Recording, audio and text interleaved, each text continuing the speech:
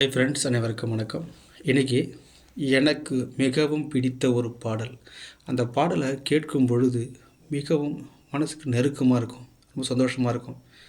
ஏன்னா அந்த பாடல் அமைஞ்ச விதம், வரிகள், மியூசிக், படத்தோடு சேர்ந்து பார்க்கும்போது எல்லாமே நல்லா ஃபீலாக இருக்கும். அது என்ன பாடல் என்றதை நான் விவரமாக சொல்கிறேன், முடிஞ்சால் கண்டுபிடிங்க. இல்லையா நான் கடைசியில் சொல்கிறேன். அந்த பாடலை அந்த படத்தில் பார்த்தீங்கன்னா முதல் காட்சியிலே ஒரு அம்மா வந்து குழந்தைய தூக்கி வந்துட்டு கோயில் வாசலில் போட்டு போயிடுவாங்க. அந்த குழந்தை கத்தும். அப்போது பக்கத்தில் அந்த சிற்ப வேலைகள் செய்கிற ஒருத்தர் வந்து அந்த குழந்தைய தூக்குவார். அந்த குழந்தை அனாதை குழந்தைன்னு பார்த்தோன்னே அவரே வளர்ப்பார். அந்த குழந்தையும் அந்த சிற்பியோடு சேர்ந்து வளருவான். அவனும் வந்து அந்த சிற்பங்கள் வேலையெல்லாம் செஞ்சு அப்படியே வளருவான். வளர்ந்து பெரியவனான அவன் தான் ஹீரோ. அப்போ அந்த ஹீரோவுக்கு அவனுக்குன்னு ஆசை இருக்குல்ல, தாய் பார்த்ததில்ல, தாய் பாசம் கேட்டதில்லை, சொந்த பந்தம், உற்றார் உறவினர்கள் அவங்களுடைய அன்பு பாசத்தில் அவன் இது வரைக்கும் நினைஞ்சதில்லை. அப்போ இது ஒட்டு மொத்தமான ஒரு உறவாக தன்னுடைய காதலி வரணும், எல்லாத்துக்கும் சேர்த்து வச்சு நான் வாழணுன்ற ஒரு ஆசையில், ஒரு கனவில் இந்த பாடல் அமையும்.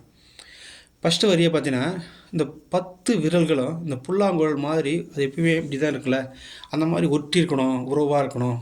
நான் வந்து மீனாக மாறி நீரில் நீந்தணும், குயிலாக மாறி விண்ணில் பறக்கணும், காற்றா மரமா பூவா நானும் வாழணும், அப்படி ஒரு காதலியாக ஒரு மல்லிகை பூ மாதிரி எனக்கு வந்து அமையணும் அப்படின்னு சொல்லிட்டு கடைசியாக நான் நிறைய சிலைகள் செஞ்சு 100 1000 சிலைகள் செஞ்சு வச்சுருக்கேன். அது ஏதாவது ஒரு சாமி கண்ணை முடிச்சு பார்த்துடாதா, என் காதலியை காட்டிடாதா அப்படின்னு ஏக்கத்தோடு சொல்லுவான். ஃபீலோடு இருக்கும் அந்த பாட்டு.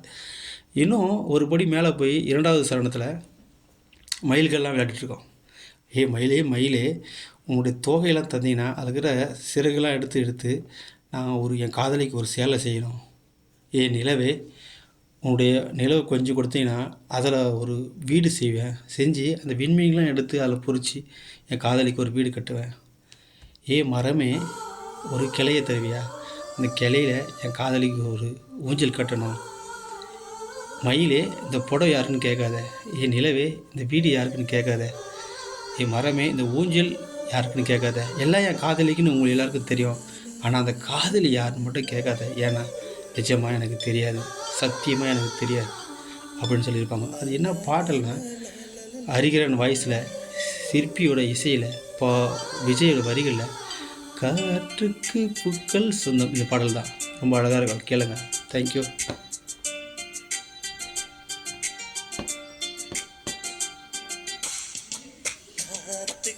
பூக்கள் சொந்தம், பூவுக்கு வாசம் சொந்தம், வாசத்துக்கு சொந்தக்காரி வருவாளா? வாழ்க்கைக்கு ஒரு அர்த்தம் சொல்லி தருவாளா?